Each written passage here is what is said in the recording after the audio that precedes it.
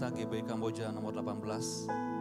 Selamat beribadah dan Tuhan Yesus memberkati kita berlimpah-limpah. Mari saya ajak kita menyembah Tuhan, saudara.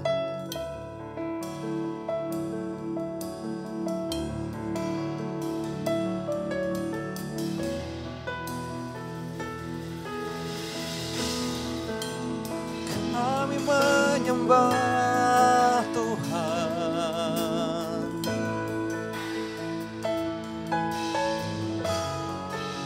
kami tinggikan Engkau, Raja.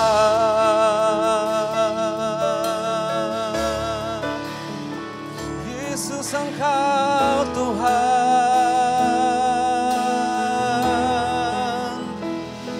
Haleluya.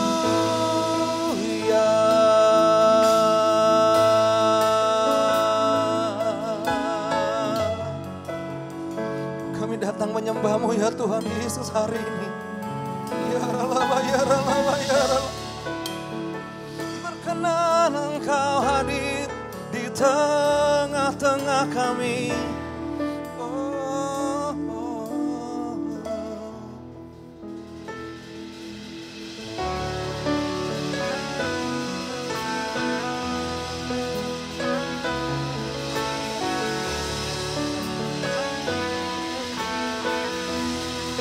Sama-sama kami menyembah-Mu ya Tuhan. Surga dan bumi menyembah kepada-Mu ya Tuhan.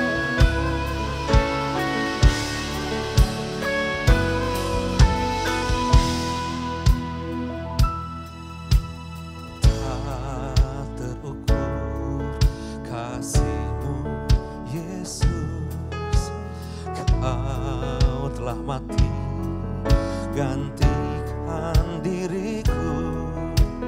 Kau curahkan darah-Mu untuk tebus dosaku.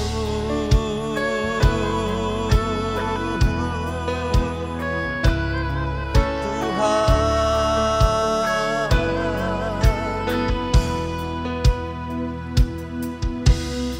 tak terukur kasih-Mu Yesus, Kau telah mati gantikan diriku. Kau curahkan darah-Mu untuk tebus dosaku. Layakkah Kau Tuhan dipuji dan disembah dengan segenap hatiku. Layakkah Kau Tuhan dipuji dan disembah dengan segenap jiwa ragaku. Yesus Tuhan,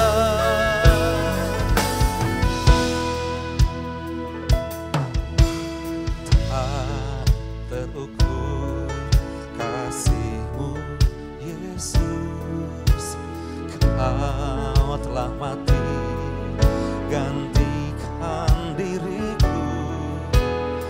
Kau curahkan darah-Mu untuk tebus dosaku. Layakkah Kau Tuhan dipuji dan disembah dengan segenap hatiku. Layakkah Kau Tuhan dipuji dan disembah dengan segenap jiwa ragaku. Layakkah Kau Tuhan dipuji dan disembah dengan segenap hatiku. Layakkah Kau Tuhan dipuji dan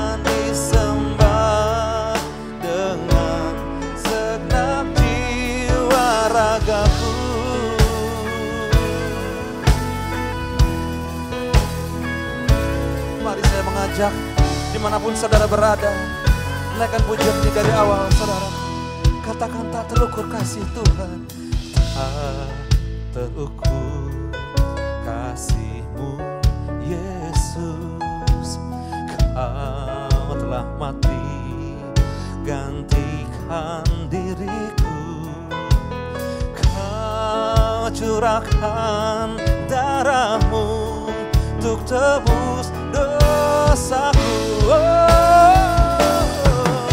Layaklah Kau Tuhan dipuji dan disembah dengan segenap hatiku. Layaklah Kau Tuhan dipuji dan disembah dengan segenap jiwa ragaku. Layaklah Kau Tuhan dipuji dan disembah dengan segenap hatiku. Layaklah Kau Tuhan dipuji dan disembah dengan segenap jiwa ragaku.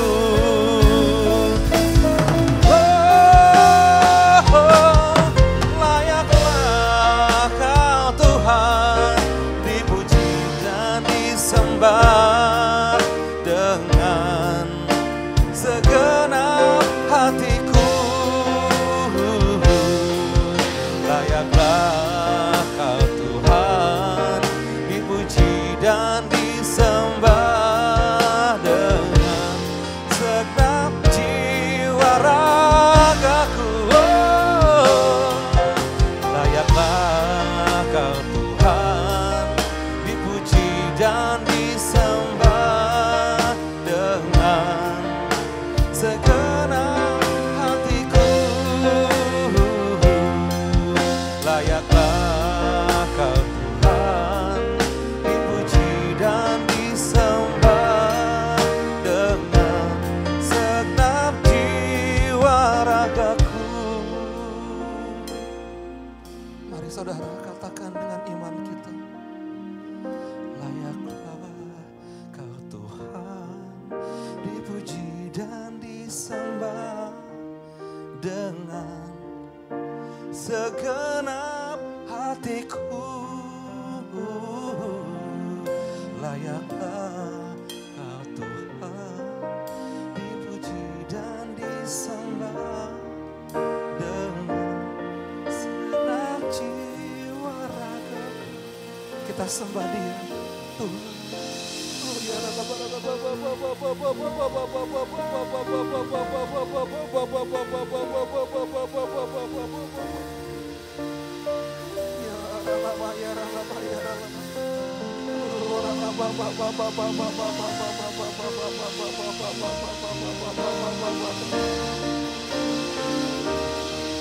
Mari sembah di dalam roh saudara.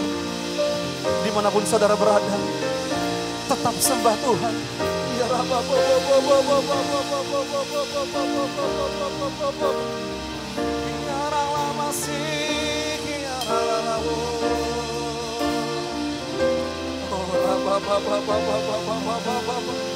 Urapi keluarga demi keluarga ya Tuhan Yesus. Urapi ya Tuhan. Urapi kami Tuhan Yesus. Urapi kota kami ya Tuhan. Urapi bangsa kami. Urapi jiwa-jiwa di bangsa kami.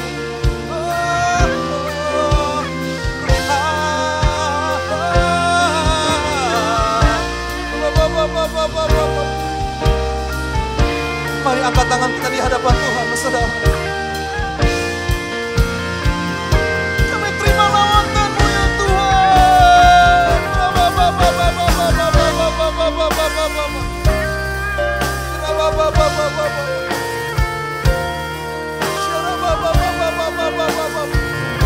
Sembuhkan yang sakit ya Tuhan.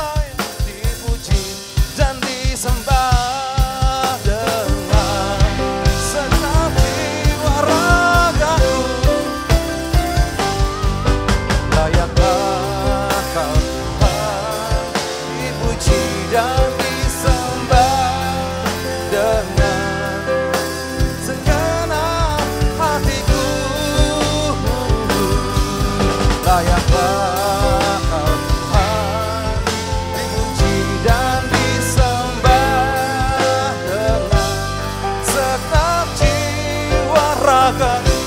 Katakan Engkau layak, Engkau layak, layak dipuji, Engkau layak, layak disembah.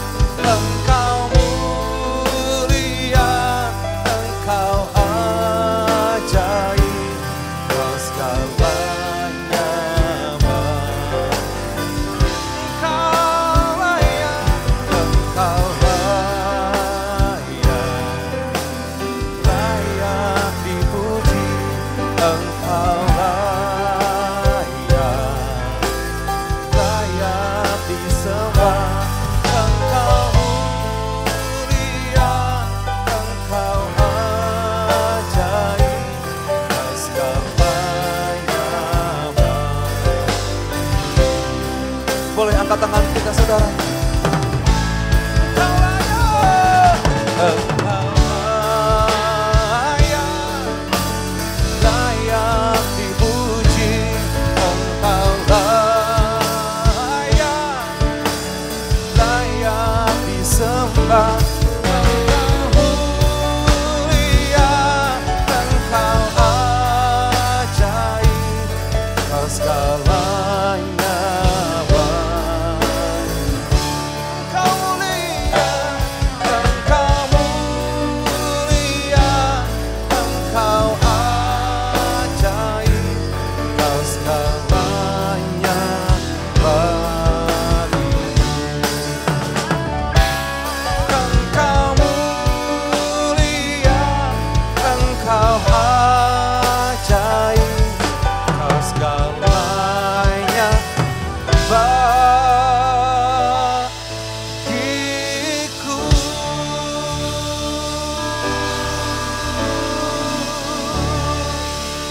Kita berikan tepuk tangan yang hebat bagi Tuhan. Haleluya.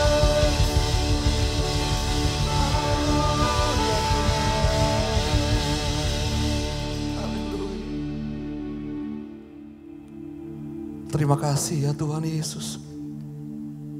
Biar segala bangsa menyembah Tuhan. Semua yang bernafas menyembah Tuhan. Haleluya, haleluya, haleluya. Mari saya ajak kita sama-sama untuk bersyafaat saudaraku. Oh ya rara baba baba. Mari berbahasa roh. Oh ralama ya ralama ralama. Iya ralama ya ralama ralama. Iya ralama ralama. Tuhan Yesus. Tuhan Yesus. Terima kasih Tuhan. Terima kasih Tuhan Yesus. Oh ya ralama. Mari angkat suara kita sama-sama saudaraku. Angkat hati kita. Kita doa. Bapa dalam nama Tuhan Yesus. Kami terus membawa Bapak-Bapak rohani kami ke dalam tangan-Mu ya Tuhan Yesus. Kami berdoa untuk gembala pembina kami, gembala sidang kami. Pendeta Dr. Insinyur Niko Nyotora Harjo ya Tuhan Yesus. Kami berdoa ya Tuhan, beri kesehatan. Beri kekuatan-Mu mengalir buat gembala sidang, gembala pembina kami ya Tuhan Yesus. Pengurapan-Mu ya Tuhan Yesus. Di dalam membawa api Pentakosta ya Tuhan. Oh ya Rabba. Tudung kemuliaan-Mu ya Tuhan Yesus. Kami berdoa sepakat hari ini. Pak Niko dijaga, dilindungi oleh Tuhan. Oh Rabba. Roh jiwa tubuh Pak Niko ya Tuhan Yesus. Kami serahkan ke dalam tangan. Pak Niko sehat ya Tuhan. Ibu Hermin sehat ya Tuhan Yesus. Keluarga besar Pak Niko dijaga, diberkati oleh Tuhan. Haleluya. Makasih Tuhan. Kami juga berdoa terus ya Tuhan. Untuk gembala rayon kami, Bapak rohani kami. Kami terus mendukung di dalam doa ya Tuhan Yesus. Untuk Pastor Yongki Taufan Wijoyo, MTH ya Tuhan Yesus. Kami berdoa ya Tuhan, pengurapan yang sama. Kami berdoa Tuhan jaga, Tuhan lindungi gembala rayon kami. Bapak rohani kami ya Tuhan Yesus. Kami berdoa hari ini Pak Yongki sehat. Pak Yongki kuat ya Tuhan Yesus. Dari ujung rambut sampai ujung kaki ya Tuhan Yesus. Terpelihara sempurna ya Tuhan. Makasih Tuhan, kami terus berdoa bagi Ibu Heni ya Tuhan Yesus. Terima kasih untuk anak-anak ya Tuhan, Pak Yongki. Untuk cucu menantu ya Tuhan Yesus. Jaga lindungi dengan tangan-Mu yang dahsyat ya Tuhan. Terima kasih Tuhan, terima kasih ya Tuhan Yesus. Kami terus berdoa ya Tuhan Yesus hari ini untuk bangsa kami Indonesia. Mari sama-sama kita doa untuk Indonesia lebih intensif lagi saudara. Oh kami angkat tangan kami ya Tuhan Yesus hari ini. Kami berkati bangsa kami Indonesia ya Tuhan. Indonesia dalam tangan-Mu ya Tuhan. Indonesia di hati-Mu ya Tuhan. Turunkan belas kasihan-Mu bagi bangsa kami Indonesia ya Tuhan Yesus. Kami bernubuat bagi Indonesia hari ini ya Tuhan Yesus. Indonesia terbebas dari COVID-19. Kami berdoa ya Tuhan, kami deklarasikan Indonesia terbebas ya Tuhan dari COVID-19. Terima kasih Tuhan, terima kasih. Diberkatilah tanahnya, airnya, udaranya, jiwa-jiwa di bangsa kami ya Tuhan Yesus. Terima kasih Tuhan, terima kasih. Haleluya, haleluya. Kami berdoa bagi Presiden kami Jokowi ya Tuhan Yesus. Dan juga wakilnya Kiai Haji Ma'ruf, amin ya Tuhan Yesus. Turunkan kebijaksanaan ilahi ya Tuhan bagi Presiden kami. Tuhan beri kesehatan ya Tuhan. Engkau menjaga, Engkau melindungi Presiden kami dari mara bahaya, malapetaka, dari sakit penyakit ya Tuhan Yesus. Terima kasih Tuhan, terima kasih ya Tuhan Yesus. Haleluya, kami percaya Indonesia ada di hati-Mu Tuhan. Makasih Tuhan. Kami terus berdoa bagi kota kami, kota Depok ya Tuhan Yesus. 11 kecamatan di dalamnya. Kami percaya anugerah Tuhan besar atas kota ini. Kami berdoa ya Tuhan Yesus. Biar seluruh penduduknya ya Tuhan Yesus menjadi orang-orang yang dibenarkan oleh Tuhan. Kota kami juga terbebas dari COVID-19 ya Tuhan. Terima kasih ya Tuhan Yesus. Kami terus bawa taman doa rumah pengorbanan ya Tuhan, Bait Salomo ya Tuhan Yesus. Kami berdoa biar setiap orang yang datang ya Tuhan menyembah Tuhan, berdoa di gua-gua doa. Mereka dilawat oleh Tuhan, maka dijamah oleh Tuhan. Yang sakit disembuhkan, yang lemah dikuatkan, yang susah dihibur oleh Tuhan. Terima kasih Tuhan Yesus. Kami terus angkat hati kami, angkat suara kami, angkat tangan kami di hadapan-Mu ya Tuhan Yesus. Memberkati Israel, umat pilihan Tuhan.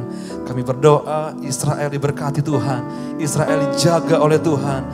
Secara khusus kami berdoa biar Israel mengalami lawatan Tuhan. Api Pentakosta ketiga tercurah ya Tuhan Yesus bagi Israel. Terima kasih ya Tuhan Yesus. Jiwa-jiwa dituai bagi Tuhan Yesus. Dari Indonesia, Asia, sampai ke bangsa-bangsa. Dan kembali ke Yerusalem. Terima kasih ya Tuhan Yesus. Kami yang hari ini beribadah ya Tuhan secara online ya Tuhan. Kami juga percaya setiap kami dimanapun kami berada. Yang sakit sudah disembuhkan. Yang lemah pasti dikuatkan. Yang susah dihibur. Dan izinkan kami sekali lagi Tuhan diberkati secara rohani, materi berlimpah-limpah. Terima kasih Tuhan Yesus. Di dalam nama Tuhan Yesus Kristus yang menjadi Tuhan dan Juru Selamat kami serta kekasih jiwa kami telah berdoa dan mengucap syukur. Haleluya. Amin. Haleluya. Mari kita terus saudaraku untuk menyembah Tuhan.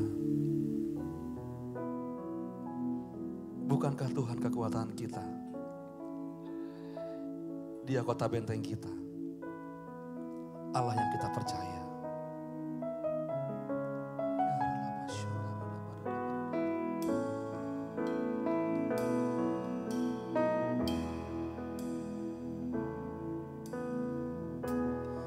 Engkaulah kekuatanku, Engkaulah kemuliaanku, Engkaulah segalanya.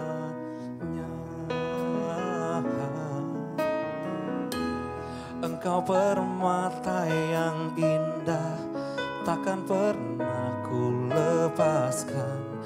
Engkaulah segalanya. Engkau kekuatan kami ya Tuhan Yesus. Engkaulah kekuatanku, Engkaulah kemuliaanku, Engkaulah segalanya.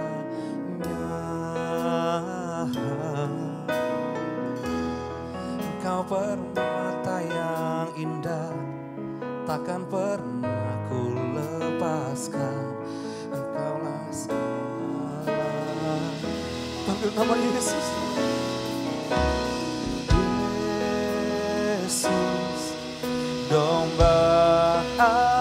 Allah, mulia namamu.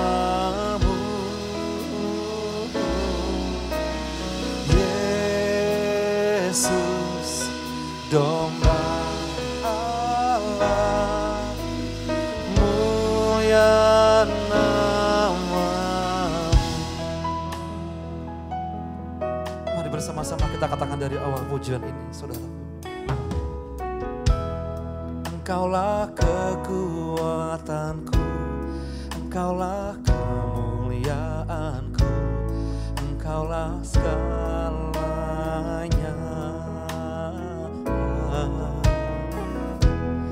Engkau permata yang indah, takkan pernah ku lepaskan. Engkaulah segalanya.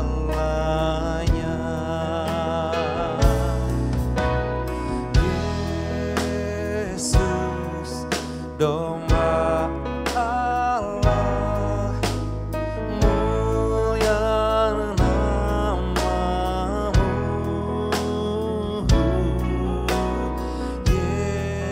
Yesus, domba Allah, mulia namamu.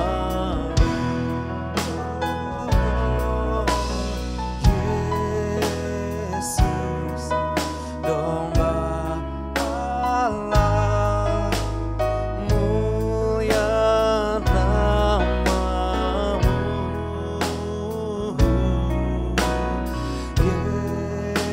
Yesus, domba Allah, mulia namamu. Dia yang menghapus dosa kita, segala celah dan malu kita, saudara. Kau hapus segala dosaku, segala celah dan maluku. Kaulah segalanya.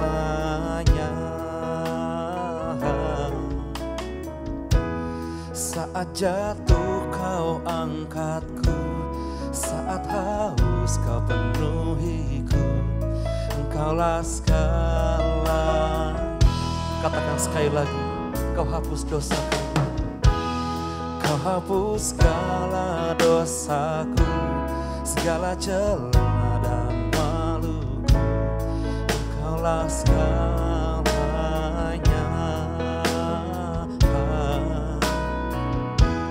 Saat jatuh kau angkatku, saat haus kau penuhiku.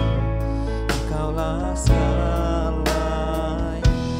Panggil nama Yesus Tuhan kita. Yesus, domba Allah, mulia namamu.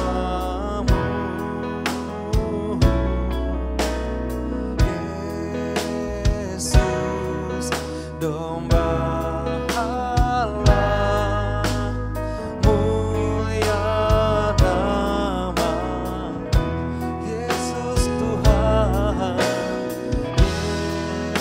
Yesus, domba Allah, mulia namamu.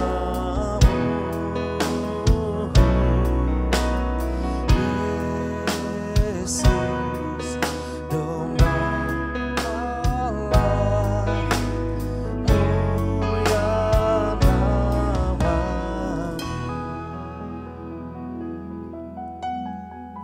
Mari katakan dengan iman kita.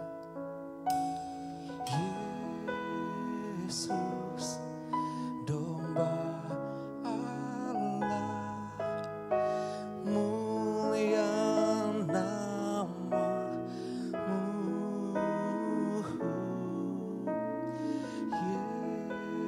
Yesus, domba Allah, mulia namamu. Kita sembah dengan kasih kepada Tuhan Yesus.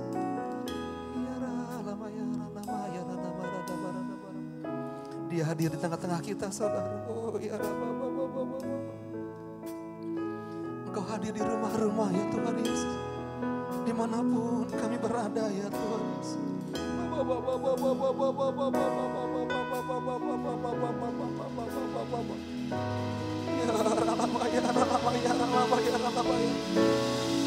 Mari Bapak Ibu suami istri, mungkin dengan anak-anak, dengan keluarga besar saudara, kita gandeng tangan saudara.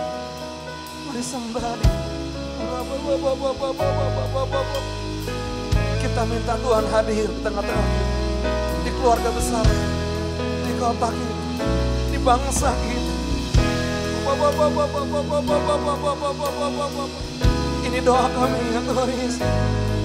Biar Mazmur 91 menjadi bagian anak-anak Tuhan.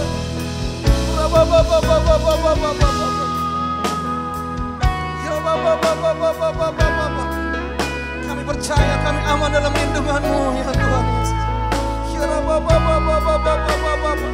Sebab orang yang bermalam dalam nama-Nya Maha Kuasa akan berkata kepada Tuhan, tempat perlindungan kami, Engkaulah kubu pertahanan kami, Engkau Allah kami yang kami percaya.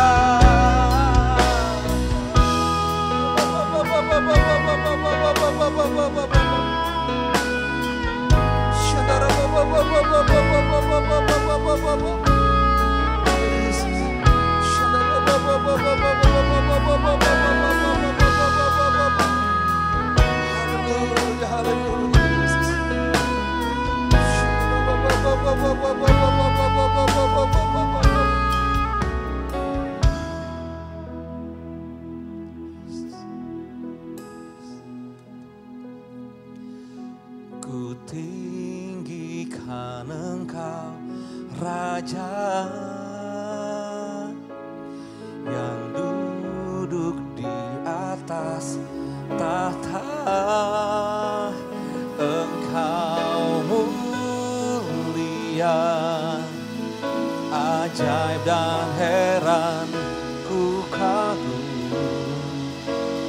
akan Engkau Tuhan.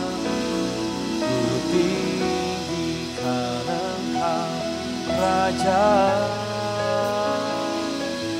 yang duduk di atas tahta.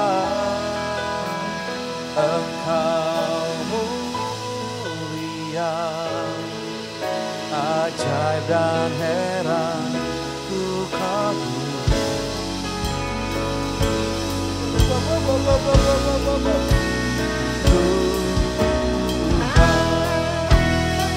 Boleh angkat tangan kita sama-sama ya saudara.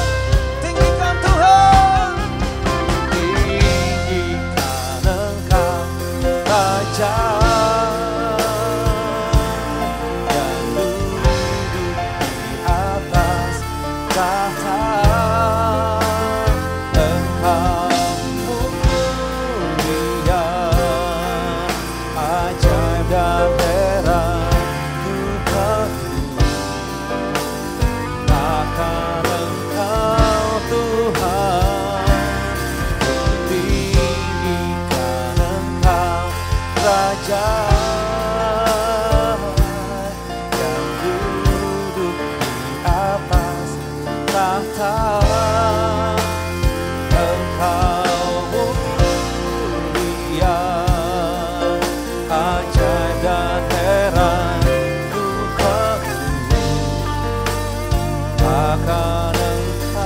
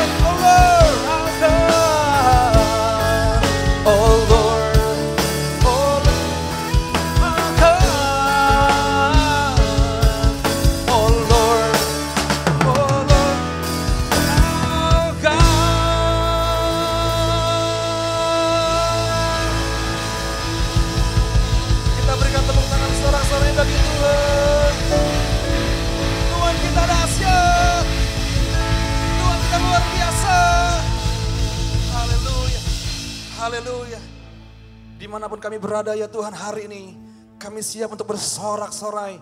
Kami akan tetap berdoa, tetap memuji dan menyembah Tuhan sampai sesuatu terjadi.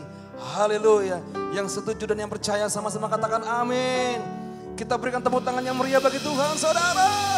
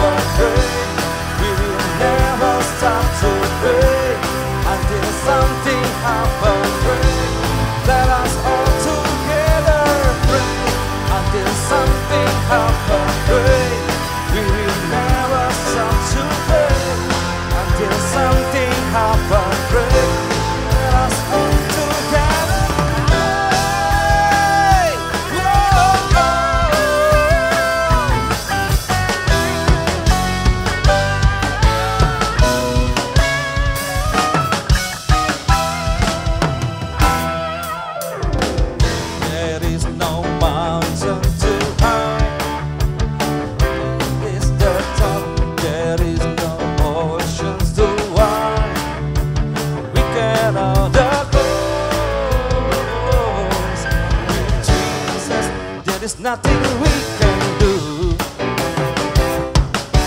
Was Jesus, He will answer when we call.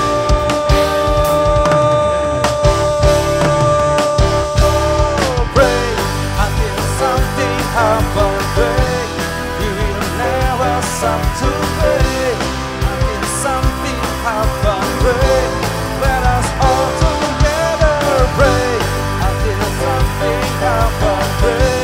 We never stop to pray until something happens. Pray, let us stop together. Pray until something happens. Pray, we will never stop to pray until something happens. Pray, let us all together pray until something happens. Pray, we will never stop to pray until something happens. Pray, let us all together pray until something happens. Pray, we will never stop to pray until something happens. Pray, let us all together pray until something happens. Pray, we will never stop to pray until something happens. Pray, let us stop together. Until something happens. Kita berikan sorak-sorai bagi Tuhan. Haleluya. Keadaan apapun boleh terjadi saudaraku atas kota kita, atas bangsa kita. Atau mungkin keluarga besar kita mengalami proses dari Tuhan. Sehubungan dengan COVID-19 ini saudaraku. Tapi kami berdoa, kita berdoa sama-sama. Bahwa kita akan tetap berdoa, berdoa, dan berdoa. Sampai sesuatu terjadi. Yang setuju katakan amin saudaraku. Kita berikan tepuk tangan bagi Tuhan yang hebat. Haleluya, haleluya, haleluya. Amin.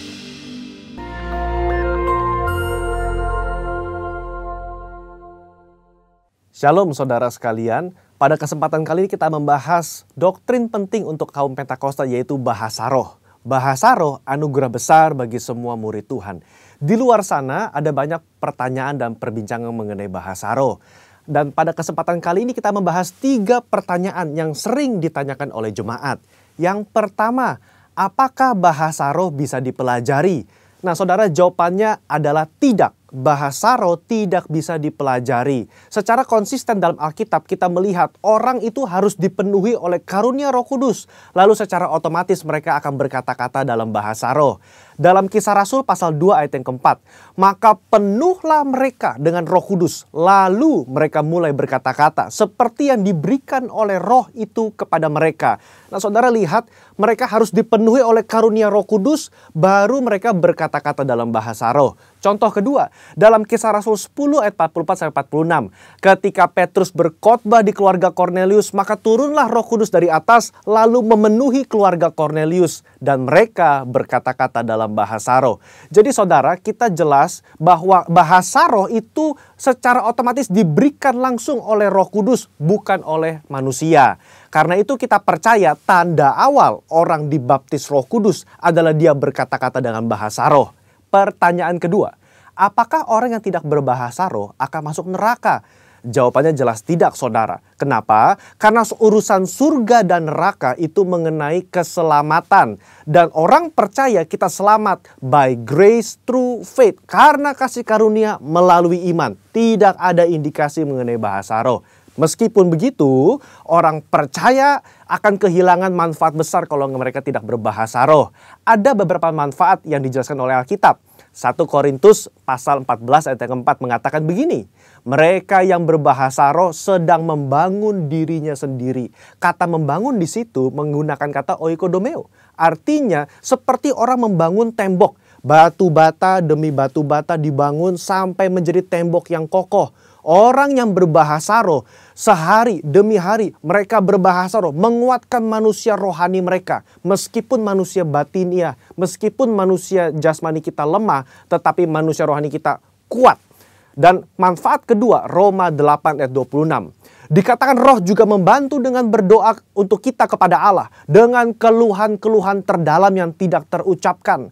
Nah, saudara, seringkali di rumah ketika kita berdoa, kita kehabisan kata-kata untuk berdoa dalam bahasa Indonesia mungkin. Tetapi ketika kita berbahasa roh, kita bisa berdoa terus-menerus sampai roh itu mengeluarkan keluhan terdalam kepada Bapa mewakili kita semua.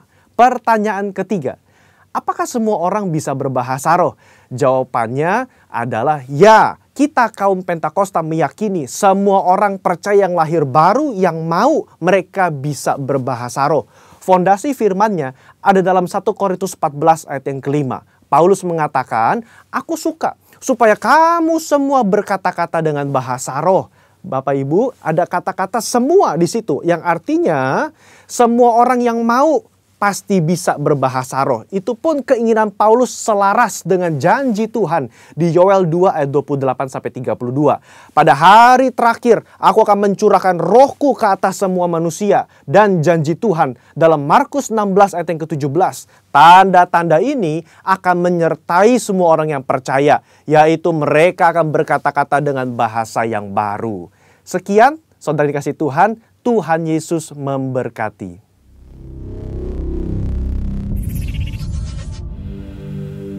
Puji Tuhan, saatnya kita akan sama-sama deklarasikan arti daripada Pentakosta ketiga. Apa yang dimaksudkan dengan Pentakosta ketiga? Pertama, Pentakosta ketiga adalah pencurahan Roh Kudus yang dahsyat di zaman now, melebihi yang terjadi di Azusa Street.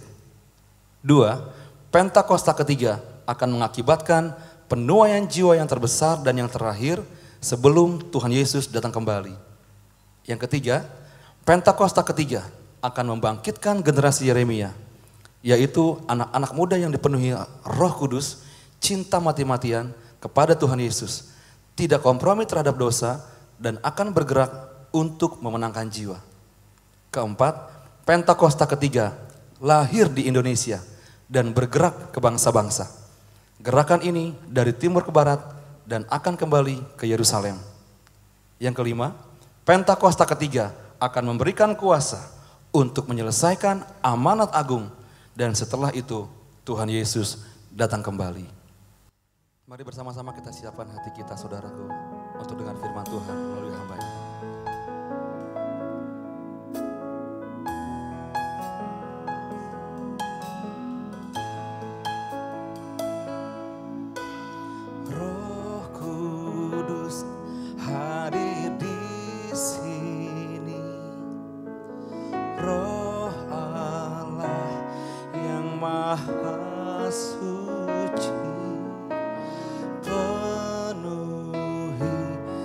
kasih ilahi, damai sejahtera Dia beri.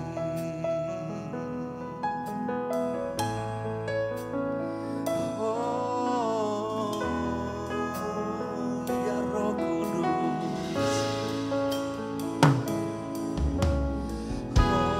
Kudus hadir di sini.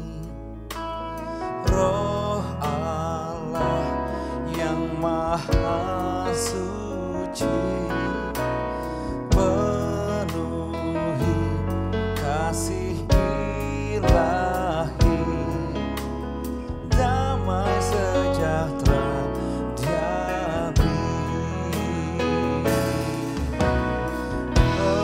Pelindung dan pemimpinku, penghibur dan penolongku, menuntun langkah hidupku, dekat dengan Dia selalu.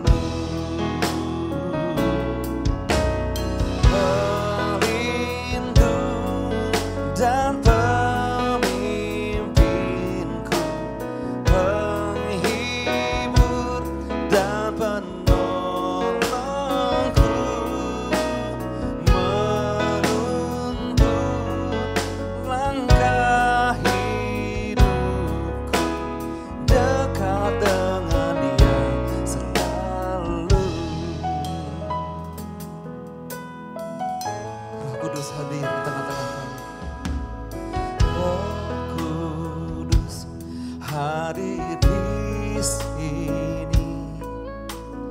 Roh Allah yang maha suci, penuhi kasih ilahi, damai sejahtera Dia beri. Pelindung dan pemimpinku, penghibur dan penolongku, menuntun langkah hidupku, dekat dengan Dia selalu. Pelindung dan pemimpinku, penghibur dan penolongku, menuntun langkah hidupku, dekat dengan Dia selalu. Mari bersama-sama kita angkat tangan kita saudara. Haleluya.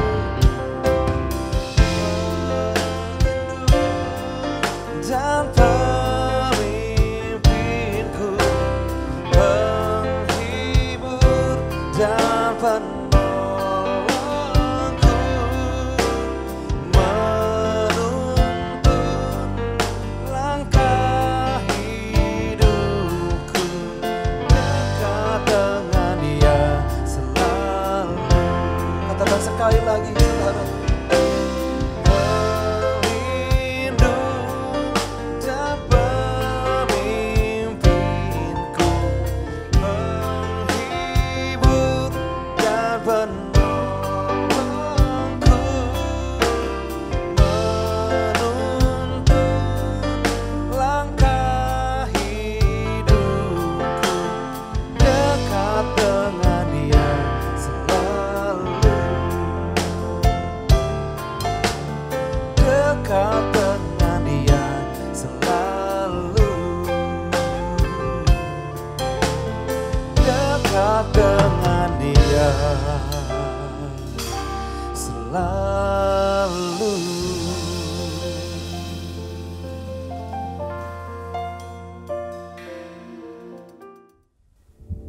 Shalom, saudara-saudara yang kasih dalam Tuhan Yesus Kristus. Hari ini, tanggal 31 Mei 2020, kita merayakan Hari Raya Pentakosta. 2000 tahun yang lalu, tepat pada Hari Raya Pentakosta, Roh Kudus dicurahkan untuk pertama kalinya di kamar loteng Yerusalem. 120 murid Yesus yang menanti-nantikan di sana, mereka semua dipenuhi dengan Roh Kudus. Lalu mereka mulai berkata-kata dengan bahasa roh, dalam berbagai macam bahasa. Pada saat itu orang-orang Yahudi dan penganut agama Yahudi yang saleh sedang berkumpul di kota Yerusalem untuk merayakan Hari Raya Pentakosta. Dan ketika mereka mendengar ribut-ribut di sebuah rumah, maka mereka berkerumun di sana. Dan mereka terheran-heran melihat para rasul dan murid Yesus sedang berkata-kata dengan berbagai macam bahasa dari tempat di mana mereka berasal. Ketika mereka sedang tercengang-cengang, Rasul Petrus berdiri dan berkhotbah. Sekali Petrus berkhotbah, 3.000 jiwa bertobat, dibaptiskan. Dan sejak itu gereja lahir di atas muka bumi. Saudara yang kekasih, Allah yang kita sembah, Allah pencipta langit dan bumi dan segala isinya, adalah Allah yang bekerja dengan rencana. Allah tidak bekerja asal-asalan. Apa jadinya? Tapi Allah mempunyai suatu rencana, grand design. Ketika manusia pertama Adam dan Hawa jatuh dalam dosa dengan memakan buah yang Tuhan larang untuk dimakan akibat bujukan iblis si ular tua, maka Allah berfirman pada iblis si ular tua, "Aku mengadakan permusuhan antara engkau dengan wanita ini, antara keturunannya dengan keturunanmu. Keturunan perempuan ini akan meremukkan kepalamu dan engkau akan meremukkan tumitnya." Saudara, dari awal Alkitab, Allah sudah menubuatkan tentang akan datangnya Mesias, Kristus Yesus, yang akan meremukkan kepala iblis, menghancurkan kuasa iblis, melalui kematiannya di atas kayu salib dan kebangkitannya pada hari yang ketiga. Tetapi iblis akan meremukkan tumit Yesus dengan memakai paku yang tajam dan panjang dari sendiri Romawi, yang meremukkan tumit Yesus dan menancapkan kaki Yesus di kayu salib. Setelah itu, Tuhan juga memilih seorang pria dari Ur Kasdim yang bernama Abram, yang kemudian diganti namanya oleh Allah menjadi Abraham, untuk menjadi bapak dari orang percaya. Dari Abraham inilah kemudian lahir bangsa Israel, umat pilihan Allah. Dan salah satu suku dari bangsa Israel adalah suku Yehuda. Dari suku Yehuda inilah kemudian Mesias, Kristus Yesus, Juru Selamat dunia dilahirkan. Saudara, Allah bekerja dengan rencana. Tahukah saudara apa rencana akhir Allah bagi kita umat pilihannya? Paulus menuliskan dalam Roma pasal 8 ayat 29 dan 30. Sebab semua orang yang sudah dipilihnya dari semula, mereka juga ditentukannya dari semula untuk menjadi serupa dengan gambaran anaknya, supaya ia, anaknya itu, menjadi yang sulung di antara banyak saudara. Dan mereka yang sudah ditentukan dari semula, mereka itu juga dipanggilnya. Mereka yang dipanggilnya, mereka itu juga dibenarkannya. Dan mereka yang dibenarkannya, mereka juga dimuliakannya. Saudara, kita semua umat pilihan Allah, dari semula sebelum dunia dijadikan, Tuhan sudah memilih kita untuk menjadi anak-anaknya, tapi bukan sembarang anak, anak yang serupa dengan Yesus, yang punya karakter seperti Yesus, yang punya sifat tabiat seperti Yesus, supaya Yesus menjadi yang sulung di antara banyak saudara, untuk pada akhirnya kita yang sudah serupa dengan Yesus akan dipermuliakan bersama Yesus di dalam kekekalan, memerintah bersama Tuhan Yesus dalam kekekalan. Saudara, alangkah dahsyatnya rencana Allah bagi kita, umat ketebusannya. Apa yang kita alami di dunia ini, termasuk COVID-19 yang saat ini sedang merajalela, penderitaan yang kita alami, itu tidak bisa kita bandingkan dengan kemuliaan kekal yang akan kita nikmati bersama Tuhan Yesus untuk selama-lamanya dalam kekekalan. Tapi pertanyaannya saudara, apakah kita sudah terlibat, sudah ikut dalam rencana agung Allah ini? Kalau kita belum terlibat, belum ikut dalam rencana agung Allah ini, alangkah malangnya. Saya mengajak semua kita boleh terlibat, ikut serta di dalam rencana agung Allah ini. Saudara yang kekasih, hari ini saya akan bicara dua hal tentang rencana agung Allah bagi kita. Yang pertama, untuk memastikan bahwa rencananya yang luar biasa bagi kita itu berhasil, maka Allah menganugerahkan Roh Kudus-Nya pada kita. Saya ulangi, guna memastikan agar rencananya yang luar biasa bagi kita, umat tebusannya itu berhasil, yaitu menjadikan kita anak-anaknya yang serupa dengan Yesus, yang berkarakter seperti Kristus, untuk dipermuliakan bersama Kristus pada akhirnya, maka Allah menganugerahkan, memberikan Roh Kudus-Nya kepada kita. Hal itu bisa kita baca di dalam Injil Yohanes pasal 14 ayat 15 sampai 20 saya bacakan. Judul perikopnya Yesus menjanjikan penghibur. Jikalau kamu mengasihi aku, kamu akan menuruti segala perintahku. Aku akan minta kepada Bapa dan Dia akan memberikan kepadamu seorang penolong yang lain, supaya Ia menyertai kamu selama-lamanya, yaitu Roh kebenaran. Dunia tidak dapat menerima Dia sebab dunia tidak melihat Dia dan tidak mengenal Dia. Tetapi kamu mengenal Dia sebab Ia menyertai kamu dan akan diam di dalam kamu. Aku tidak akan meninggalkan kamu sebagai yatim piatu. Aku datang kembali kepadamu. Tinggal sesaat lagi dan dunia tidak akan melihat aku lagi. Tetapi kamu melihat aku sebab aku hidup dan kamu pun akan hidup. Pada waktu itulah kamu akan tahu bahwa aku di dalam Bapa-Ku dan kamu di dalam aku dan aku di dalam kamu. Saudara yang kekasih, Yesus berkata pada murid-muridnya dalam ayat 15, jikalau kamu mengasihi aku, kamu akan menuruti segala perintahku. Bukti bahwa kita mengasihi Tuhan Yesus itu bukan hanya dengan perkataan saja atau dengan menyanyi aku cinta Yesus. Tapi bukti bahwa kita sungguh-sungguh mengasihi Yesus adalah dengan melakukan segala perintahnya. Lalu Yesus berkata pada murid-muridnya dalam ayat 16, aku akan minta kepada Bapa dan Dia akan memberikan kepadamu seorang penolong yang lain, supaya Ia menyertai kamu sampai selama-lamanya.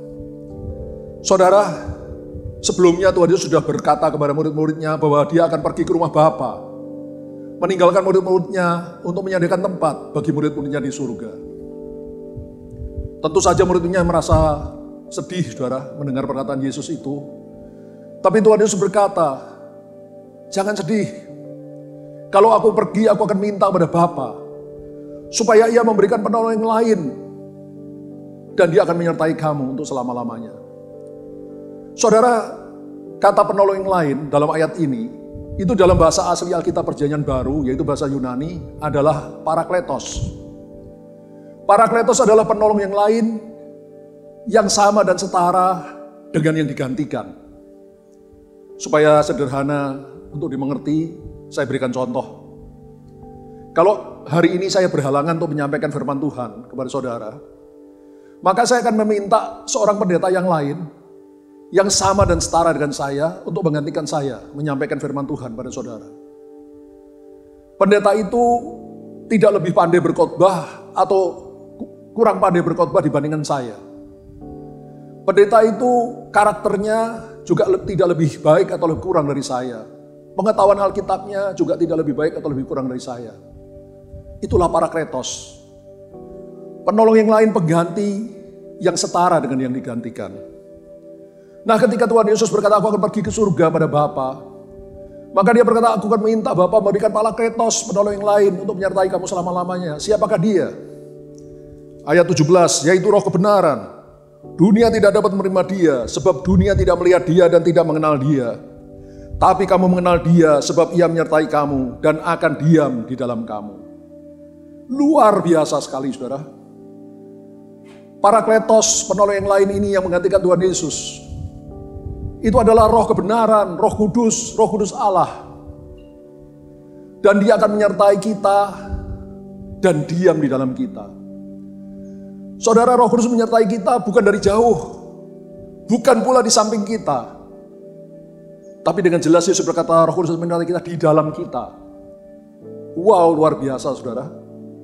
Kita manusia biasa ciptaan Allah, tapi Roh Allah yang kudus berkenan, diam, tinggal di dalam kita. Yesus berfirman di dalam ayat 18, aku tidak akan meninggalkan kamu sebagai yatim piatu. Aku datang kembali kepadamu. Saudara, ketika Tuhan Yesus akan pergi meninggalkan murid-muridnya, mereka tentu merasa sedih, merasa ditinggalkan seperti seorang yatim piatu, tidak punya orang tua. Tapi Yesus berkata, berjanji, aku akan datang kembali kepadamu. Bagaimana caranya Yesus datang kembali kepada kita? Kalau dia pergi kepada Bapa di surga.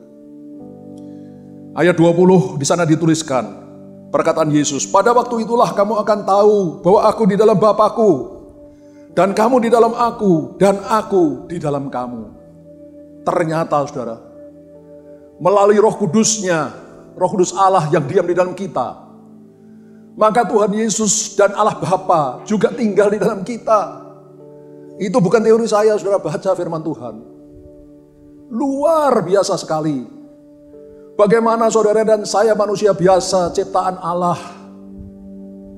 Allah berkenan memberikan Roh Kudusnya pada kita untuk diam di dalam kita. Dan melalui Roh Kudusnya, Bapa dan Tuhan Yesus juga diam di dalam kita. Saudara, kalau kita mengerti kebenaran ini, dan kita sungguh mengimaninya, dan kita sungguh hidup menurut kehendak Allah, perintah-perintah Allah, maka tidak ada yang mustahil bagi kita. Semuanya mungkin. Dan kita pasti keluar sebagai pemenang di dalam hidup ini. Ada banyak contoh, saudara, di dalam Alkitab maupun dalam kehidupan sehari-hari. Tentang orang-orang tokoh-tokoh yang sungguh-sungguh hidup takut akan Tuhan. Yang sungguh-sungguh mengerti firman Tuhan dan mengimaninya dengan sungguh. Saya berikan beberapa contoh saja. Tahun 1900-an, ada seorang pendeta namanya John Gillick, orang Amerika. Ketika di Afrika Selatan terjadi wabah penyakit bubonik yang sangat mematikan. Virus bubonik telah membunuh ribuan orang di Afrika Selatan dalam waktu yang singkat. John Gillick dengan regu penginjilannya datang ke Afrika Selatan untuk menolong orang-orang yang terkena wabah ini. Tapi beda dengan regu kesehatan yang lain. Mereka tidak memakai alat pelindung kesehatan seperti masker, sarung tangan, pakaian pelindung dan sebagainya. Dia menolong orang-orang yang mati dan yang sakit, mereka angkat dengan tangan telanjang. Orang yang melihat mengira bahwa mereka sudah disuntik dengan virus, dengan vaksin antivirus bubonik. Tapi John Gillick berkata, tidak. Apa yang terjadi ini karena kami beriman kepada firman Tuhan dari Mazmur pasal 91. Walau 1000 orang rebah di sisimu, 10.000 di sebelah kananmu, tapi itu tidak menimpa kamu. Dan untuk membuktikan kata-katanya, John Gillick meletakkan tangannya di bawah mikroskop. Lalu menyuruh orang mengambil busa dari mulut orang yang mati karena penyakit bubonik.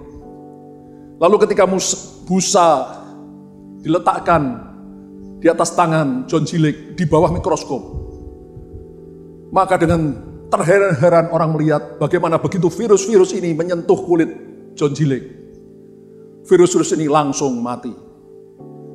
Saudara, tidak ada yang mustahil bagi orang yang sungguh-sungguh hidup takut akan Tuhan. Yang sungguh-sungguh mengerti firman Tuhan dan beriman sungguh kepada firman Tuhan. Saya berikan contoh yang lain lagi. Ada banyak sebetulnya, saudara. Tapi saya berikan lagi satu contoh. Pendeta Smith Wigglesworth yang baru meninggal dunia tahun 1947. Beliau ini adalah seorang yang tidak berpendidikan, tidak pernah mengenyam bangku sekolah. Pekerjaannya semula adalah tukang ledeng.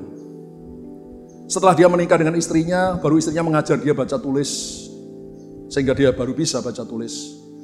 Dan ketika dia sungguh-sungguh sudah mengenal Allah, dia hidup takut akan Tuhan. Dia sungguh-sungguh mengerti dan beriman kepada firman Allah. Dan mujizat yang luar biasa terjadi dalam hidup pendeta Smith Wigglesworth. Kalau kita membaca riwayat hidupnya seperti membaca buku dongeng, saudara. Beliau ini dikenal seorang yang membangkitkan 23 orang mati. Termasuk istrinya sendiri mati. Sempat dibangkitkan oleh Smith Wigglesworth. Saudara, sesungguhnya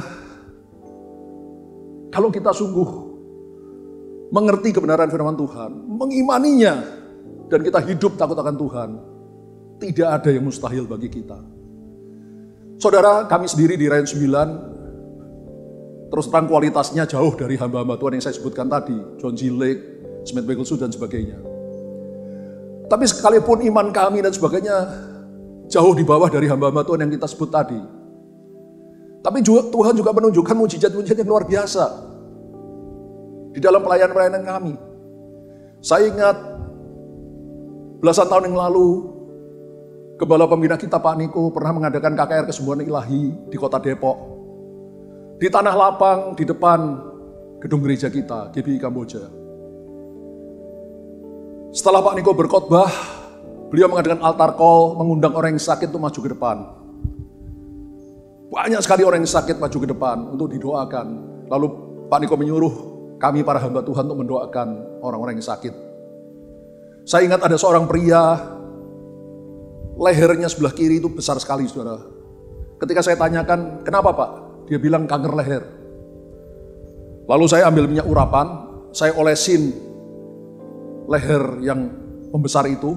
Saya tumpang tangan, saya tutup mata, saya berdoa di dalam nama Yesus. Oleh kuasa darah Yesus, oleh bilur Tuhan Yesus, oleh kuasa Roh Kudus. Sembuh. Dalam nama Yesus. Sembuh. Kanker aku usir dalam nama Yesus. Saudara, tiba-tiba saya rasa kanker itu kempes. Tapi jujur saudara, sebelum itu saya tidak pernah mengalami mendoakan orang sekaligus sembuh. Karena itu waktu itu saya berpikir, ini cuma perasaan saya. Jadi begitu doa saya selesai amin, saya tidak lihat lagi leher Bapak itu. Saya sudah pindah ke orang yang lain yang banyak ada di depan. Tapi tiba-tiba Bapak itu memanggil-manggil saya. Saya masih ingat saudara. Dengan suara gemetar dia panggil saya, Pak, kenapa Pak? Pak, saya sembuh Pak. Boleh saya bersaksi di atas? Silahkan. Dia segera lari ke atas mimbar saudara, bersaksi. Saya lihat di atas mimbar dia memutar-mutar kepalanya. Lehernya sudah sembuh. Pada saat saya mendoakan Bapak tadi, maka di belakang Bapak tadi ada seorang diaken kita, Pak Sumadi namanya. Dia itu bersiap-siap untuk jadi catcher saudara. Biasanya kalau orang didoakan, kadang-kadang orang itu terjatuh. Sehingga ada orang lain di belakangnya untuk menangkap dia supaya jangan terbanting ke atas tanah. Waktu saya mendoakan Bapak itu, Pak Sumadi siap-siap untuk menangkap Bapak itu kalau dia jatuh. Pak Sumadi tidak menutup mata, saudara. Dan dia melihat dengan jelas bagaimana tiba-tiba kanker yang besar itu hilang seketika. Kejadian lain sekian tahun yang lalu, itu terjadi di GBI Kamboja. Selesai kebaktian, ibadah raya, ada seorang ibu maju dari belakang, dituntun 2 orang anaknya. Ibu ini belakangan, saya tanyakan namanya Ibu Manalu, baru datang dari Medan. Kedua anaknya itu jemaat kita, saudara, di GBI Kamboja. Setelah ibu itu maju ke depan, dia berkata, saya buta, minta didoakan. Saya suruh dia duduk di bangku paling depan, di ruang ibadah raya. Lalu saya oles kelopak matanya dengan minyak urapan, saya tumpang tangan. Saya doakan, dalam nama Yesus, celik kembali. Dalam nama Yesus, oleh biru Yesus, celik kembali. Selesai berdoa, saya tanya pada ibu itu, Bu, sudah bisa melihat? Saudara, orang buta, sekalipun matanya melek, tapi biji matanya itu berputar-putar, sudah tidak fokus karena dia buta. Ketika saya tanya, Bu, sudah bisa melihat? Tiba-tiba ibu itu melotot melihat saya, saudara. Lalu dia melihat tangannya.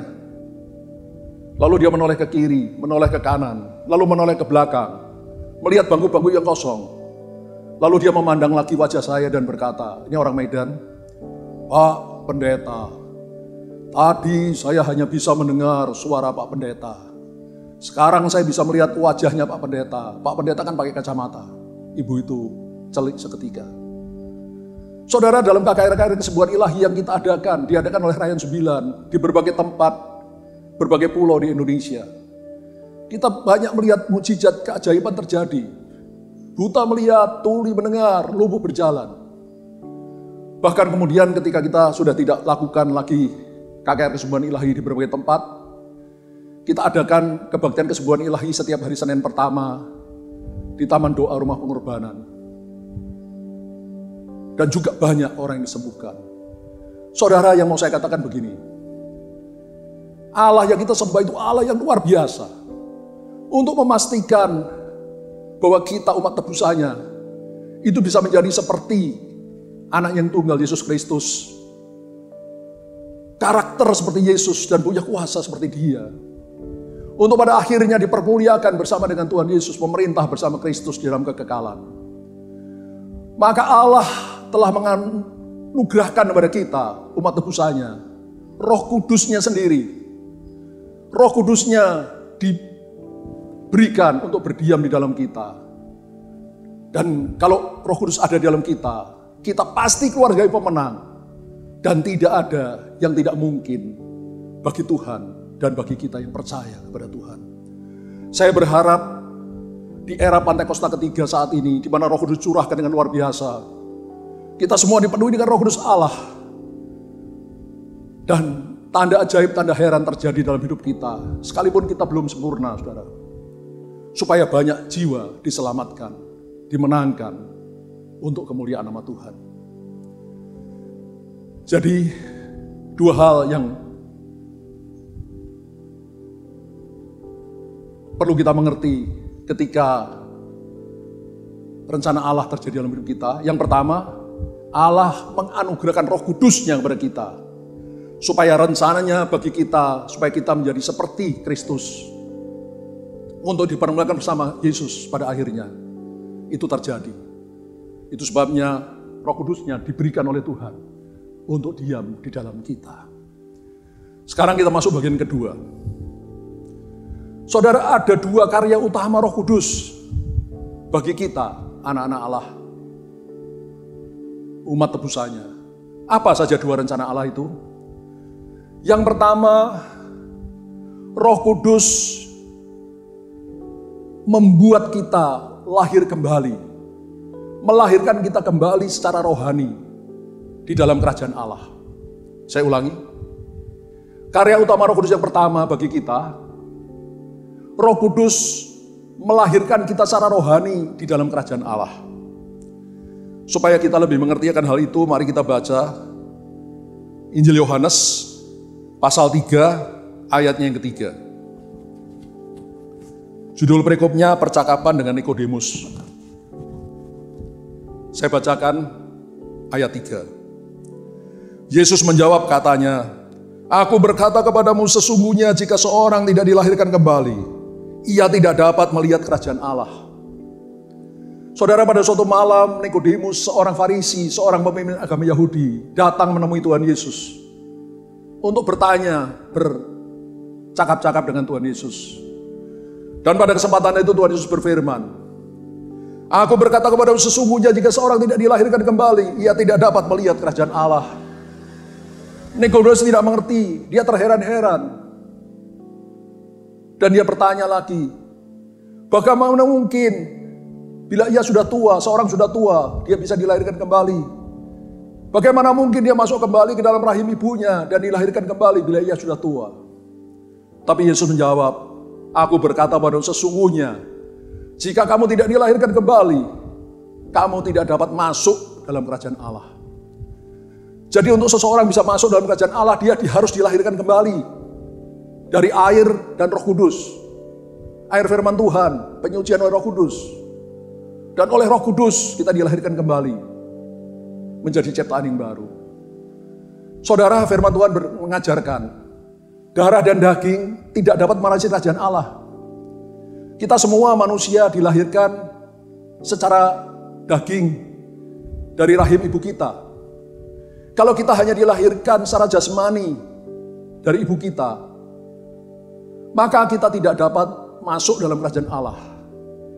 Untuk bisa masuk dalam kerajaan Allah, kita harus dilahirkan kembali dari air dan Roh Kudus. Roh Kudus harus melahirkan kita kembali untuk menjadi anak Allah, menjadi ciptaan baru, pewaris kerajaan surga. Bagaimana kita bisa lahir kembali atau lahir baru?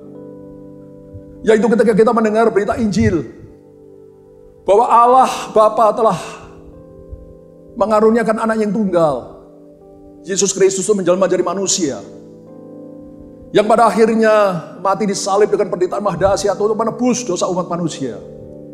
Bila kita percaya pada berita Injil, kita bertobat, minta ampun dosa kita, lalu kita buka pintu hati kita undang Yesus untuk masuk dalam hati kita, maka Tuhan Yesus dalam rupa Allah Roh Kudus Karena kitab Kisah Para Rasul mengatakan Roh Kudus adalah Roh Yesus, Roh Kristus. Roh Kudus, Roh Yesus, Roh Kristus akan masuk dalam hati kita dan tinggal dalam hati kita. Dan pada saat Roh Kudus masuk dalam hati kita, tinggal dalam hati kita, saat itulah kita menjadi ciptaan yang baru. Menjadi anak Allah, pewaris kerajaan surga. Kita berhak kalau kita meninggal dunia untuk masuk dalam kerajaan surga. Saudara, kelahiran baru itu merubah kita dari manusia duniawi yang cenderungnya berbuat dosa menjadi manusia ilahi yang cenderungnya untuk taat kepada perintah-perintah Allah. Saudara, perhatikan statement saya. Orang yang sungguh-sungguh lahir baru tidak mungkin punya gaya hidup yang berdosa. Saya ulangi. Orang yang sungguh-sungguh lahir baru tidak mungkin punya gaya hidup yang berdosa. Karena apa? Karena hal itu di luar kodratnya. Saudara yang kekasih, seorang yang lahir baru bisa jatuh di dalam dosa. Orang yang sungguh-sungguh sudah lahir baru bisa jatuh dalam dosa. Kenapa? Karena kita masih hidup dalam darah dan daging. Kalau kita lengah, tidak berhati-hati, kita bisa jatuh dalam dosa. Tapi kita tidak hidup dalam dosa. Karena hal itu di luar kodrat kita. Saya berikan contoh yang sederhana. Seekor ikan. Kodratnya adalah hidup dalam air. Apabila ikan itu keluar dari air, maka dia menjadi stres, kebingungan, merasa sangat tidak nyaman, dan ingin segera kembali ke dalam air, kembali pada kodratnya. Demikian juga saudara dan saya yang sudah lahir baru, sungguh-sungguh lahir baru, menerima Yesus sebagai Tuhan dan Juru Selamat dalam hidup kita. Kodrat kita berubah jadi manusia ilahi. Kodrat kita adalah hidup dalam kekudusan. Kalau kita jatuh dalam dosa, kita merasa sangat tidak nyaman, merasa stres, dan ingin segera kembali kepada kodrat kita, yaitu hidup dalam kekudusan. Tapi kalau kita terus memaksakan diri untuk hidup di dalam dosa, maka lama-lama seperti ikan yang ada di luar air, kita akan mati secara rohani. Dan kalau akhirnya kita mati secara jasmani, kita akan mati kekal, masuk ke dalam api neraka. Saudara, karena itu saya berharap agar kita semua boleh sudah mengalami karya utama Roh Kudus yang pertama, yaitu melahirkan kita secara rohani di dalam kerajaan Allah, menjadi ciptaan yang baru, menjadi anak Allah, pewaris kerajaan surga. Sekarang kita melihat karya Roh Kudus, karya utama Roh Kudus yang kedua bagi kita, yaitu membuat kita dibaptiskan oleh Roh Kudus. Mari kita baca hal itu di dalam Injil Matius pasal 3 ayatnya yang ke-11. Judul perikopnya Yohanes Pembaptis.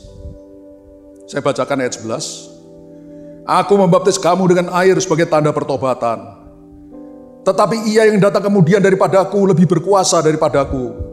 Dan aku tidak layak melepaskan kasutnya. Ia akan membaptiskan kamu dengan Roh Kudus dan dengan api. Saudara, Yohanes Pembaptis berkata pada orang banyak, aku membaptiskan kamu dengan air sebagai tanda pertobatan. Tapi ia, Yesus yang datang kemudian daripadaku, lebih berkuasa daripadaku. Dan aku tidak layak melepaskan kasutnya. Ia, Yesus, akan membaptiskan kamu dengan Roh Kudus dan dengan api. Dalam ayat ini, Yohanes Pembaptis menyebutkan adanya 3 macam baptisan.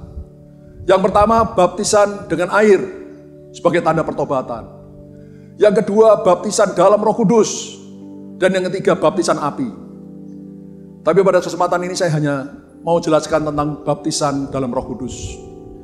Kata baptis dalam ayat ini, saudara, itu berasal dari bahasa Yunani, bahasa Alkitab Perjanjian Baru, bahasa aslinya, yaitu baptiso. Baptiso itu artinya diselamkan, ditenggelamkan.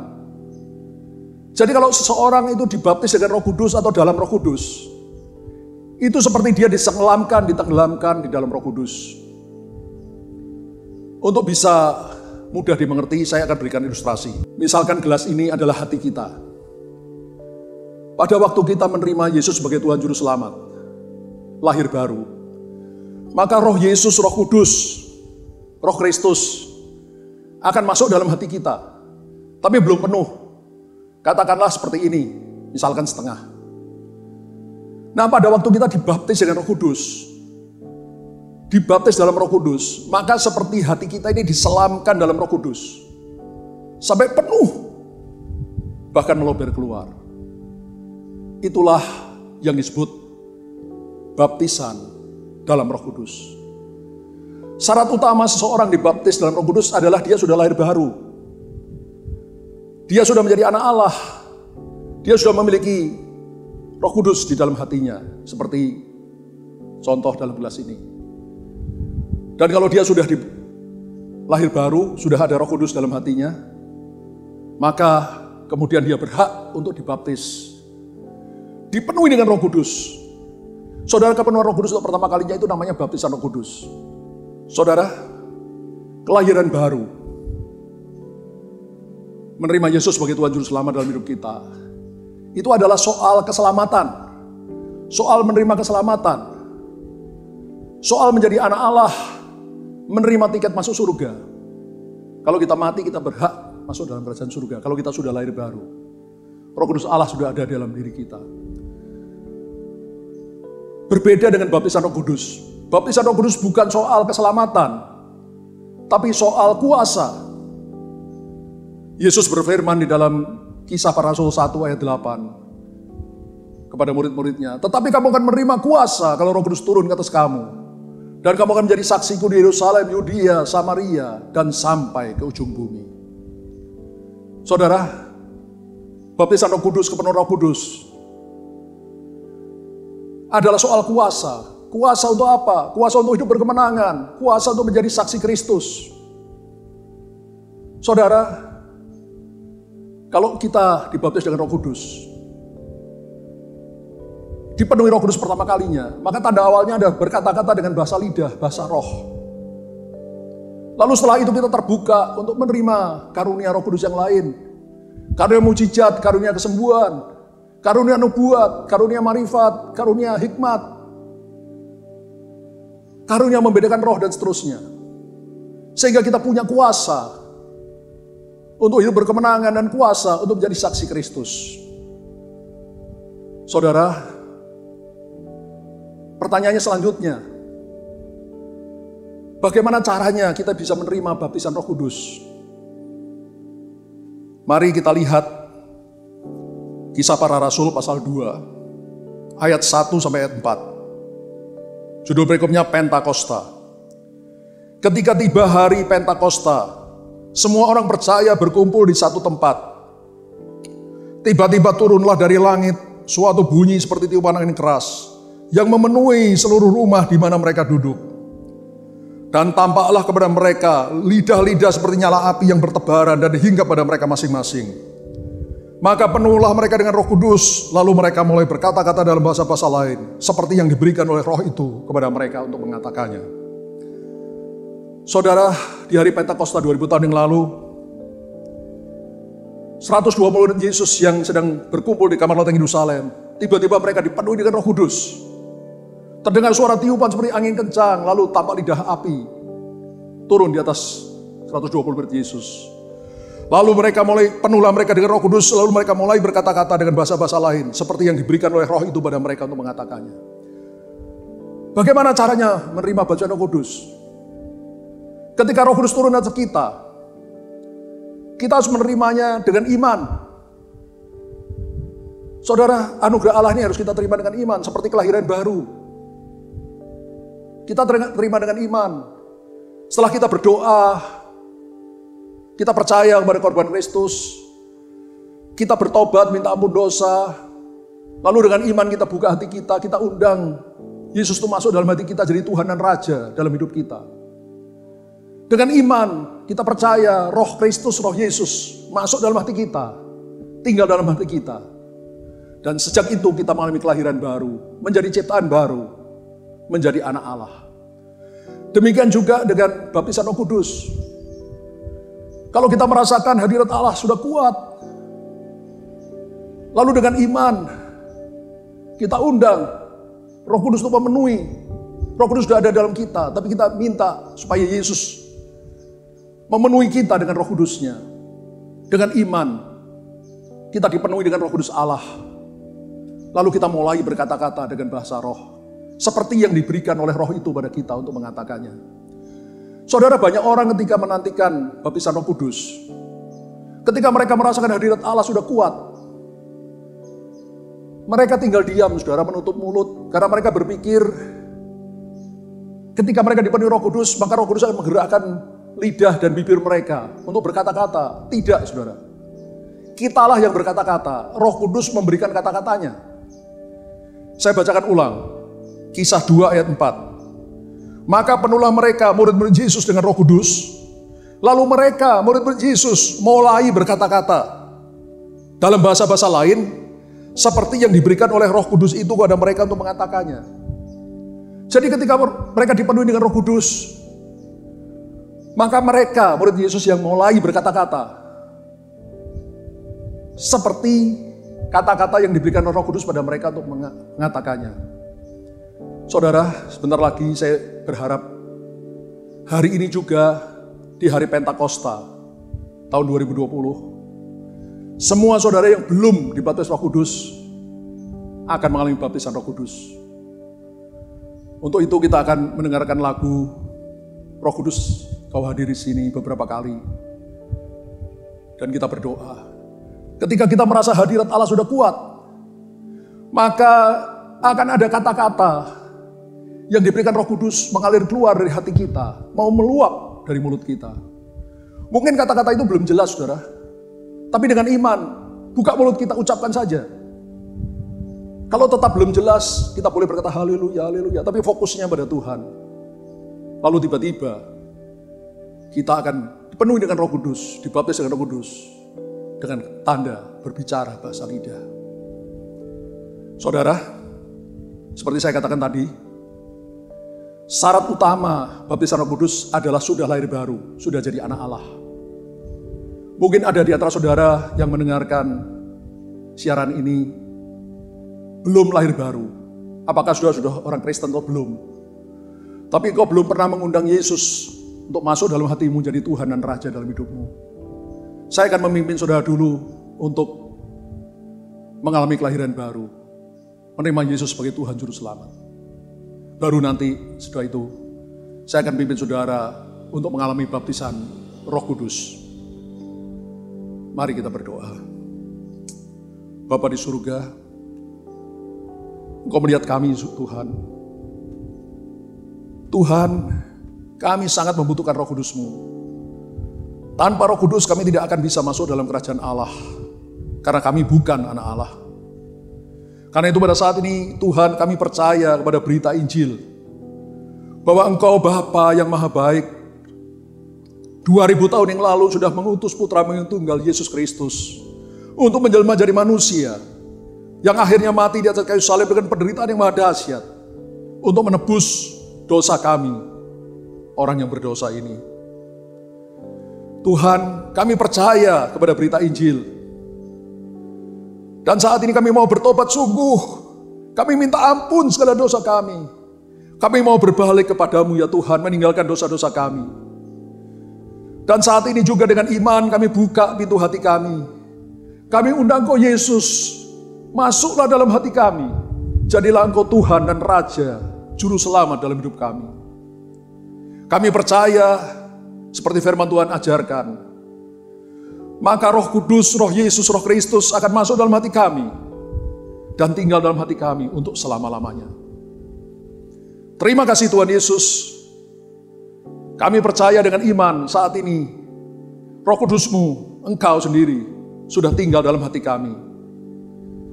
Dan biar mulai sekarang dan seterusnya kami akan hidup menuruti perintah-perintah-Mu.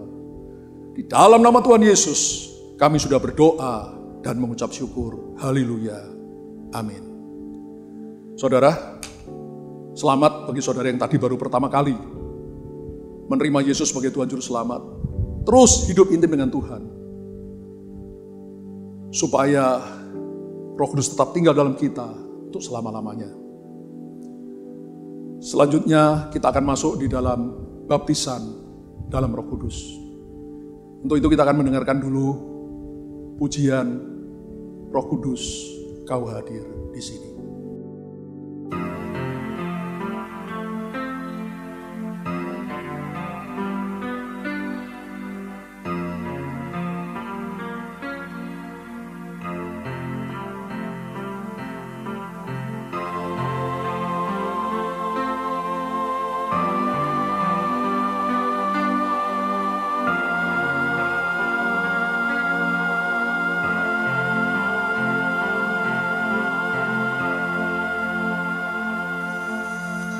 Roh Kudus, Kau hadir di sini.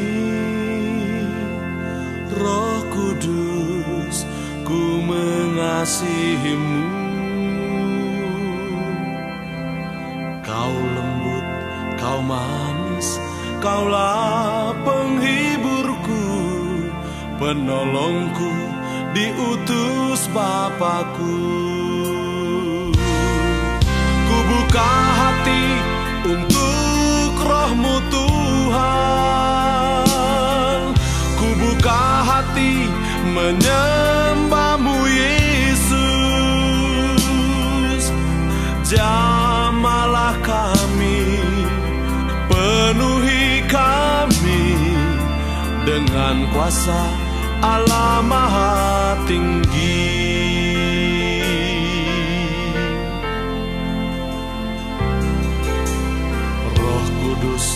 Kau hadir di sini.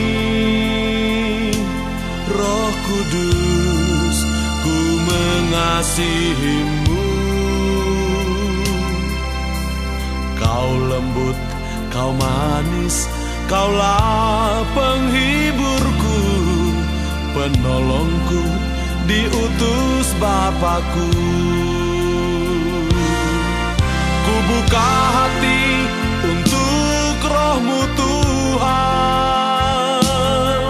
ku buka hati menyembah-Mu Yesus. Jamahlah kami, penuhi kami dengan kuasa Allah Maha Tinggi.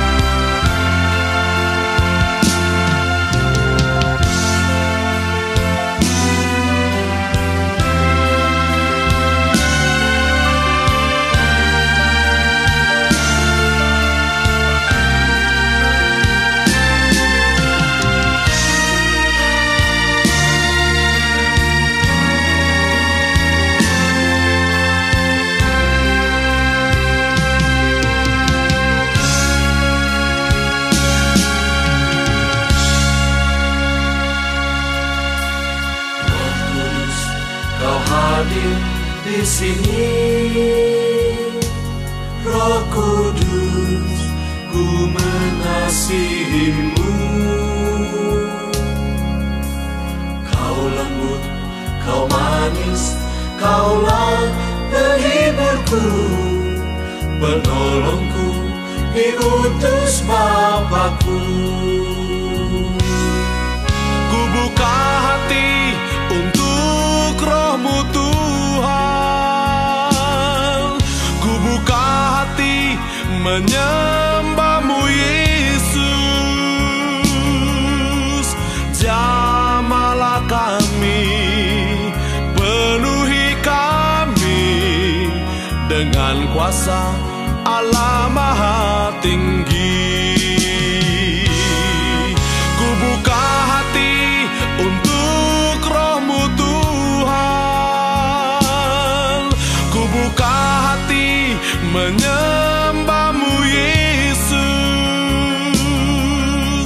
Jamahlah kami, penuhi kami dengan kuasa Allah Maha Tinggi. kuasa Allah Maha Tinggi, dengan kuasa Allah Maha Tinggi.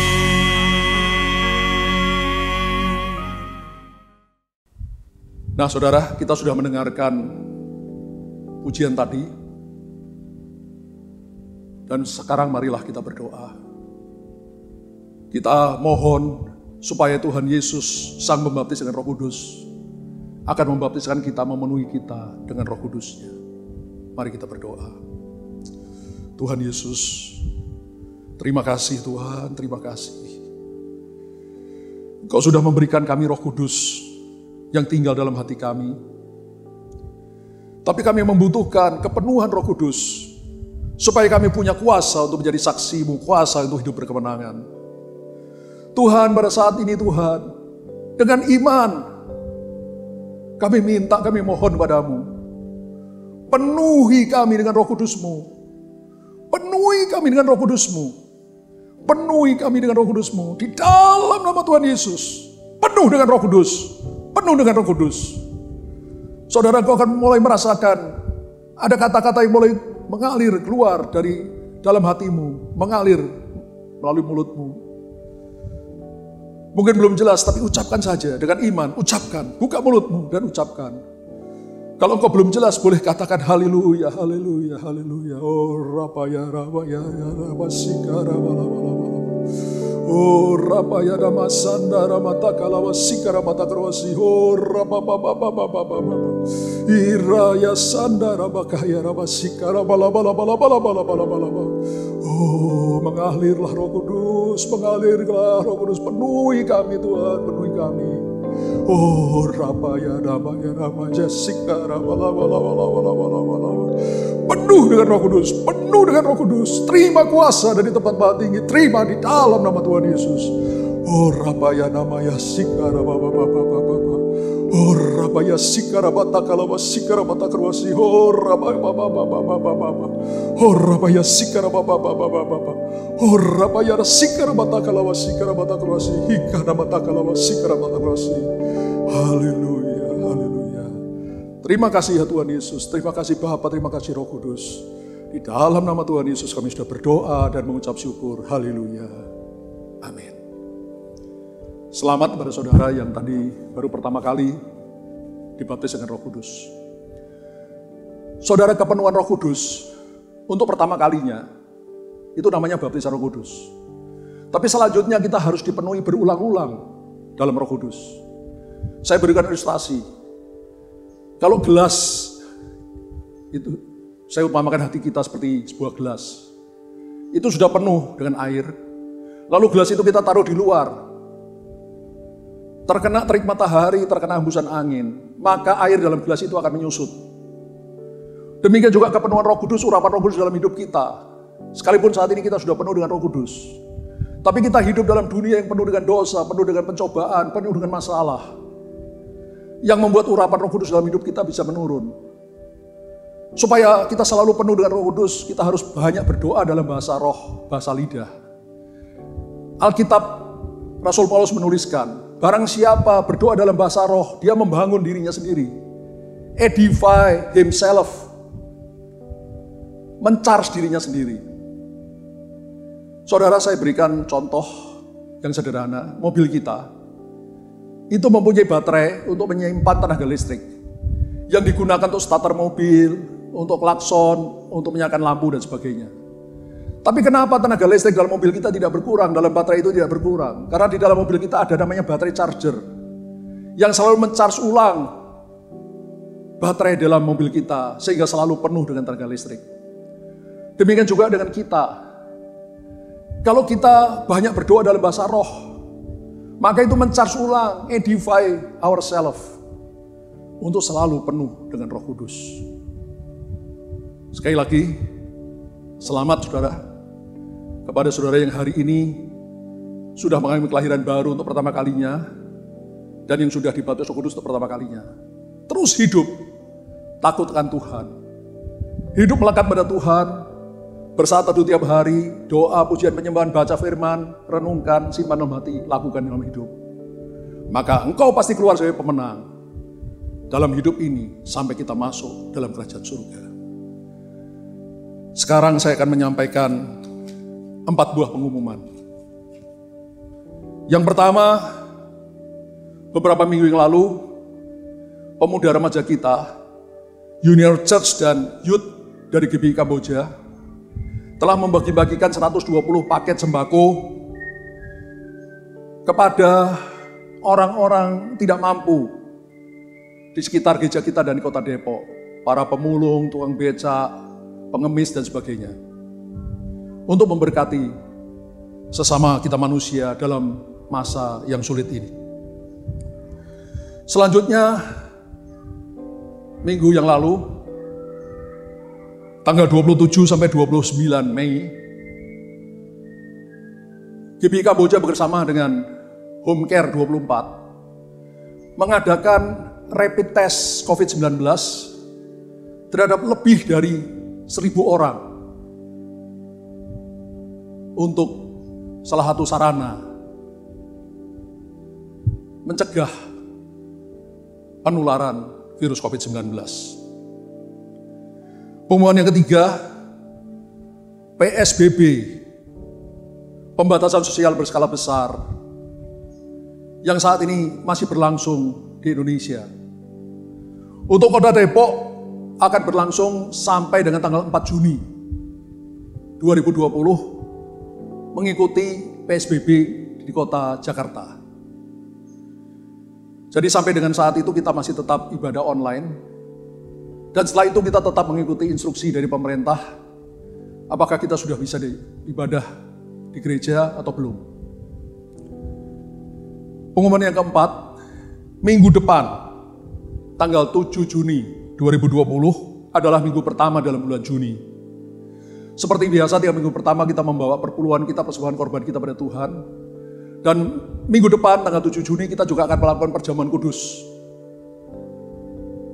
Saudara, kita akan lakukan itu masih di rumah kita masing-masing, karena belum ada instruksi untuk boleh beribadah di gereja. Saudara boleh menyiapkan roti apa saja, juga anggurnya boleh anggur apa saja. Kalau tidak punya anggur, bisa sirup, bisa air teh, dan sebagainya. Yang penting kita lakukan dengan iman, perjamuan kudus. Saya percaya hadirat Allah dan anugerah Allah yang sama, berkat Allah yang sama, tetap Tuhan akan berikan kepada kita semua. Demikian firman Tuhan dan pengumuman hari ini. Mari kita tutup dengan doa berkat. Mari angkat tangan saudara dan terimalah berkat dari Tuhan. Tuhan memberkati engkau dan melindungi engkau. Tuhan menyinari engkau dengan wajahnya dan memberi engkau kasih karunia. Tuhan menghadapkan wajahnya kepadamu dan memberi engkau damai sejahtera. Saudara-saudaraku yang kekasih, terimalah kasih dari Allah Bapa, kasih karunia dari Tuhan Yesus Kristus, pertolongan, persekutuan, dan penghiburan dari Allah Roh Kudus menyertai kita semua. Mulai saat ini sampai Maranatha, Tuhan Yesus datang kedua kalinya, bahkan sampai selama-lamanya. Haleluya. Amin.